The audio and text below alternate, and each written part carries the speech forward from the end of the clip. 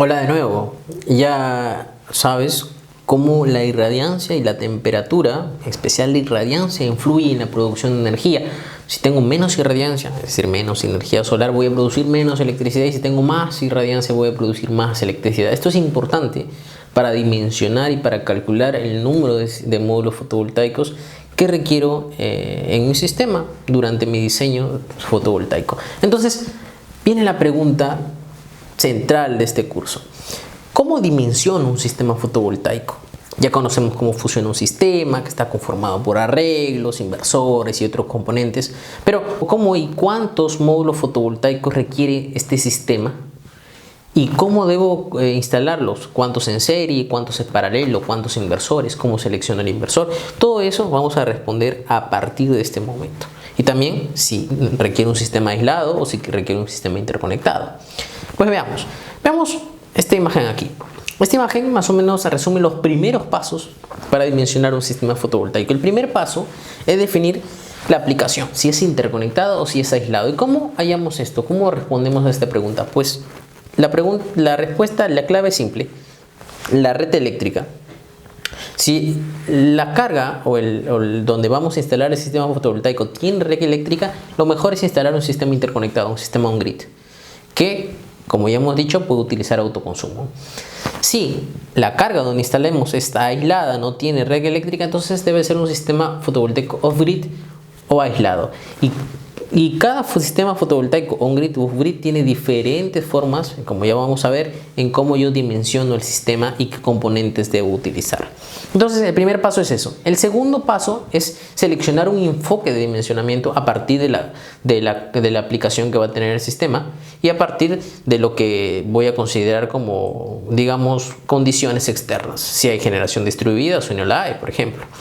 El tercer paso es calcular la demanda de energía y potencia de la carga. Es decir, yo no voy a instalar un mismo sistema fotovoltaico para alimentar una casa en donde tengo electrodomésticos, donde tengo computadora, donde tengo consumo de terma, que una casita de campo que solamente tiene iluminación y un celular. No es lo mismo. En una, obviamente en la de mayor consumo voy a tener que instalar más módulos fotovoltaicos que en la de menor. Entonces, de acuerdo a la demanda, yo voy a diseñar mi sistema fotovoltaico. Es decir, un paso importante es calcular la demanda de energía y potencia de la carga. El siguiente paso es, a partir de esa demanda, calculo la potencia pico. Ya hemos dicho que la potencia pico es la potencia DC instalada, la potencia total del arreglo fotovoltaico. Y a partir de esa potencia pico puedo calcular el número de módulos que requiero.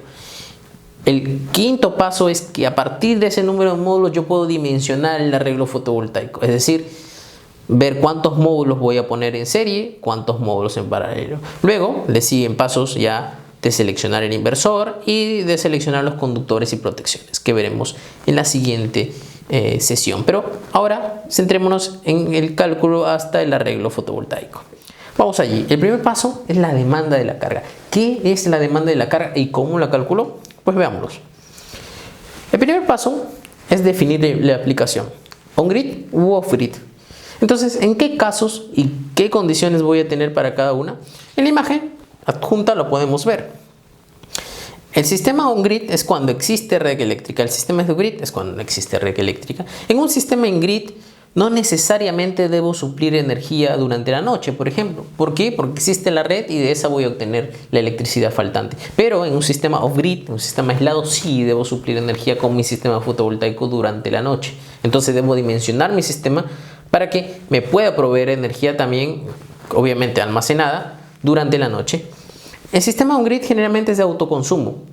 En un sistema off-grid no hay autoconsumo, por lo que debo suplir toda la energía y potencia requerida por la carga.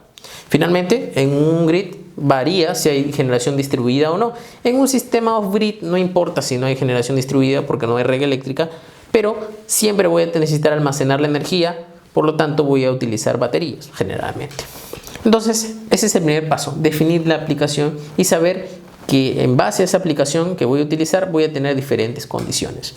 Ahora, el segundo paso es el enfoque de dimensionamiento. ¿Qué enfoque debo tomar? En este curso, en esta metodología, se han desarrollado 3 enfoques de dimensionamiento que los vemos en la imagen adjunta. Entonces, existen 2 enfoques de dimensionamiento para un sistema on-grid y uno para un sistema off-grid. ¿Por qué? Vamos a explicar un poco. En un sistema on-grid puede tener dos casos. Primero, que exista una potencia máxima requerida, es decir, que me digan, ¿sabes qué? Yo necesito que instales máximo, no sé, 10 kilowatts porque esa es la inversión que tengo o ese es el espacio que tengo máximo. Entonces, a partir de allí, a partir de ese punto definido, yo puedo obtener el número de módulos fotovoltaicos de una manera más rápida. Esto es un caso, digamos, no tan típico. Lo más típico es que alguien, por ejemplo, de una vivienda, alguien que quiera ahorrar electricidad, me dice, mira, yo quiero que instales un sistema fotovoltaico y que ese sistema fotovoltaico pues me ahorre en el recibo de electricidad. Ok, entonces yo allí voy a tener que calcular cuánta energía voy a poder proveer o mi sistema fotovoltaico debe proveer. Por ejemplo, imaginemos que cada vivienda tiene un consumo de recibo, un recibo mensual que le llega de electricidad. Entonces, si yo quiero generar ahorros prácticamente totales, yo puedo dimensionar mi sistema fotovoltaico para que provea el 100% de la energía consumida. Pero ¿qué va a pasar, por ejemplo, si en ese país no hay generación distribuida? Es decir, yo no puedo inyectarle a la red. Lo que va a pasar es que vamos a tener muchísima producción de electricidad en el día, en la noche no, pero esa producción de electricidad en el día no es que lo voy a poder inyectar a la red y luego recibirla para eliminar todo el consumo de electricidad neto de la red, porque no voy a poder inyectarlo. Entonces esa energía va a ser perdida. Entonces, en caso donde no hay generación distribuida, ¿qué debo hacer? Debo limitar mi producción. No voy a poder proveer 100% de la energía que consume, así que debo proveer un poco menos. Entonces, en este caso, surge este enfoque que vemos allí. La fórmula dice que la energía fotovoltaica que debe proveer mi sistema fotovoltaico va a ser igual a la energía mensual. Esta energía mensual la obtenemos del recibo de electricidad. Sale anotado en el recibo de electricidad entre 30. ¿Por qué? Para saber mi energía diaria y por un porcentaje. Es decir, que la energía diaria fotovoltaica que genere debe ser mayor o igual a un porcentaje de la energía consumida.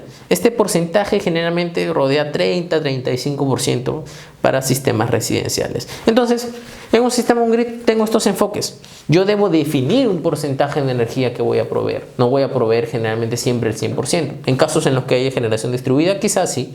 Pero en Perú, por ejemplo, debo estar rodeando el 30-35% del consumo de electricidad mensual. Pero también tenemos el enfoque off-grid. En el caso del enfoque off-grid, la energía producida por mi sistema fotovoltaico debe proveer mucho más que la energía consumida, o al menos igual.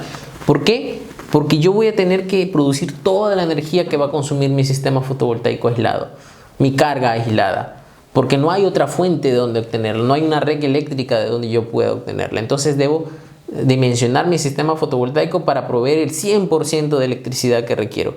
Y además la potencia de salida AC, es decir, la potencia de los inversores de mi sistema fotovoltaico debe ser mayor a la máxima demanda de la carga. ¿Qué es la máxima demanda? Vamos a verlo ahora. Entonces, ya hemos definido estos tres enfoques de dimensionamiento. Recordémoslo, pero quedémoslo grabado en la mente esto, que nos va a servir en el futuro. Por ahora, veamos cómo se comporta una demanda. ¿Qué es una demanda? Una demanda es lo que requiere una carga de electricidad y de potencia. En la imagen adjunta, vemos una carga. Por ejemplo, vemos dos líneas. Una curva es una curva de demanda residencial y la otra es una curva de demanda comercial. Centrémonos en la residencial. Vemos que, por ejemplo, a las 8 de la noche tiene un consumo de 1, mientras que a las 12 de la mañana tiene un consumo de 0.6. Es decir, que como que a las 12 de la mañana consume el 60% de lo que consume a las 8 de la noche la carga. Esto es típico en los sectores residenciales. Por ejemplo, en este caso, mi potencia es esa. Mi potencia es 1 y mi potencia es 0.6. ¿Cuál será la energía demandada? La energía demandada será pues el área bajo toda esta curva, ¿cierto? La energía ya sabemos que es el consumo durante un periodo. Y la máxima demanda, la máxima demanda es lo que ahora se señala con la flecha, es decir, la máxima potencia consumida por la carga en cualquier momento. ¿Ok? Entonces nosotros debemos tener en cuenta para el diseño de sistemas fotovoltaicos, tanto on-grid como off-grid, conceptos como la energía diaria consumida, la máxima demanda es la potencia máxima consumida, y además, si es diseño fotovoltaico on-grid, yo debo considerar un concepto denominado máxima demanda diurna, es decir, la máxima demanda demandada por la carga en horas del día que se señala ahora en la imagen. que aquí es alrededor de 0.6. Entonces, recordemos eso: potencia es la demanda instantánea y se mide en watt o en kilowatt, y energía es la demanda durante un periodo y puede ser un consumo de energía diaria, por ejemplo, y esta se mide en watt hora o en kilowatt hora. Entonces, dos cosas importantes que debemos saber de la carga: la demanda de energía y la demanda máxima. La demanda de energía es toda la energía que consumo durante un día, y la demanda máxima es la potencia máxima que requiero en cualquier momento del día. Entonces, ¿cómo calculo la demanda? Bueno, allí surgen también estos enfoques de cómo calcular la demanda para on grid y para off grid. Veamos un poco las fórmulas. En un grid yo voy a utilizar el recibo de electricidad, es decir, del recibo de electricidad obtenemos el consumo mensual de electricidad. ¿Ok? Este consumo mensual de electricidad aquí está representado por E mes. Y el consumo mensual de electricidad debe ser multiplicado por el porcentaje de autoconsumo, es decir, el porcentaje de electricidad que yo voy a proveer con mi sistema fotovoltaico. Generalmente rodea el 30%. Se va a dividir entre 30 porque esta es la energía mensual y yo quiero saber la energía diaria que debo producir. Luego se multiplica por HCP. ¿Qué es HCP? Hora solar pico. Ya sabemos que la hora solar pico es una forma de medir la irradiación solar en la zona. Entonces esta hora solar pico va a ser la irradiación solar para la ubicación del sistema. Finalmente la multiplicamos por un factor denominado PR o factor de rendimiento. Este factor de rendimiento lo que hace es proveer como factor los valores de eficiencia y de pérdidas de energía de todo mi sistema fotovoltaico. Vamos a ver más adelante a qué se deben estas pérdidas de energía.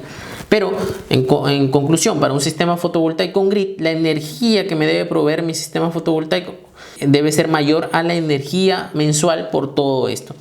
Y una forma de calcular la potencia fotovoltaica en un sistema on grid es exactamente esta fórmula que vemos aquí: la energía mensual por porcentaje de autoconsumo entre 30 por hora solar pico por factor de rendimiento. Esta va a ser una forma de dimensionar la potencia fotovoltaica pico de mi sistema. Por otro lado, para un sistema off-grid ya no va a existir este valor del 30%.